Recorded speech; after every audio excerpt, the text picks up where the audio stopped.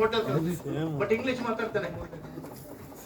ಕಾನಡದಲ್ಲಿ ಹೋದೇನೆ PUC fail, ಅಲ್ಲಿ Kamath cafe ಅಂತ ಇದೆ, ಅಲ್ಲಿ ಅವ್ರಿಗೆ ಕೆಲಸ ತುಂಬಾ ಚೆನ್ನಾಗಿ ದೋಸೆ ತಂದ್ಕೊಡೋನು, ಇಡ್ಲಿ ಅಂದ್ರೆ ಬಡ ಮಂಡ್ಯ ಹುಡುಗ ಎನರ್ಜೆಟಿಕ್ ಬಡ ಬಂದ್ಬಿಡೋನು. ಮ್ಯಾನೇಜರ್ ಎಲ್ಲ ಹುಡುಗ ಮಾಡ್ಕೊಡ್ತಾನೆ. ಮಸಾಲೆ ದೋಸೆ ಬರೋದು ಒಂದು ವಾರ ಆಯ್ತು. ಇವನಿಗೆ ಪ್ರಮೋಷನ್ ಕೊಡ್ಬೇಕು ಅಂತ ಯೋಚನೆ ಮಾಡಿದ್ರು.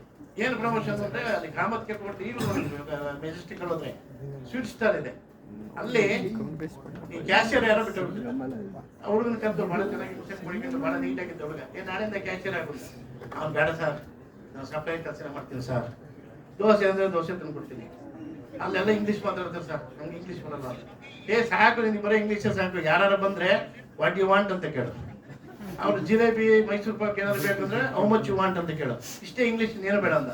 ಅವನು what you want, how much you want, what you want, how much you want ಅಂತ ಬೈಯಾಟ್ ಮಾಡ್ಕೊಂಡ ನಾನು ಹೋಗ್ತೀನಿ ಕ್ಯಾಶಿಯರ್ ಹಾಕಿಂದ ಹೋದ.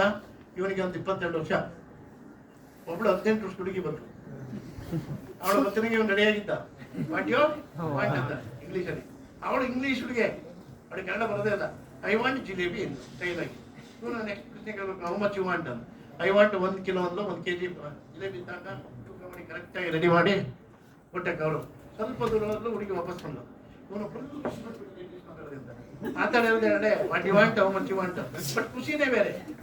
ಖುಷಿ ಸಿಗಕ್ಕೆ ಚಿಕ್ಕದಾದ್ರೂ ಸಾಕು, ಮೈಂಡ್ ನಮ್ ಚೆನ್ನಾಗಿರುತ್ತೆ. ಹುಡುಗಿ ಬಂದು ಇವನಿಗೆ ಏನೋ ಏನ್ ಕೇಳಿದ್ರಪ್ಪ, ಇಂಗ್ಲೀಷ್ ಸರಿಯಾಗಿ ಬರೋಲ್ಲ ಇಲ್ಲ. ಬಂದವಳು excuse me, how to prepare jalebi ಅಂತ ಕೇಳಿದ. ಇವನು ಮಂಡ್ಯದಲ್ಲೆಲ್ಲ ನೋಡಿ ಜಿಲೇಬಿ ಹೆಂಗ್ ಮಾಡ್ತಾರೆ ಅಂತ ಇಂಗ್ಲೀಷ್ ಹೇಳಕ್ಕೆ ಬರಲ್ಲ. ಅವಳು ಬಿಡ್ತಾ ಇಲ್ಲ, excuse me, how to prepare jalebi ಅಂತ. ಇವನು ಬಹಳ ಎಕ್ಸ್ಟ್ರಾರ್ಡಿನರಿ ಇಂಟೆಲಿಜೆಂಟ್. ಇವನು ಹೇಳ್ತಾರೆ ಜಿಲೇಬಿ ಹೆಂಗ್ ಮಾಡೋದಂದ್ರೆ ರೌಂಡ್ ರೌಂಡ್ ಫುಲ್ ಸ್ಟಾಪ್.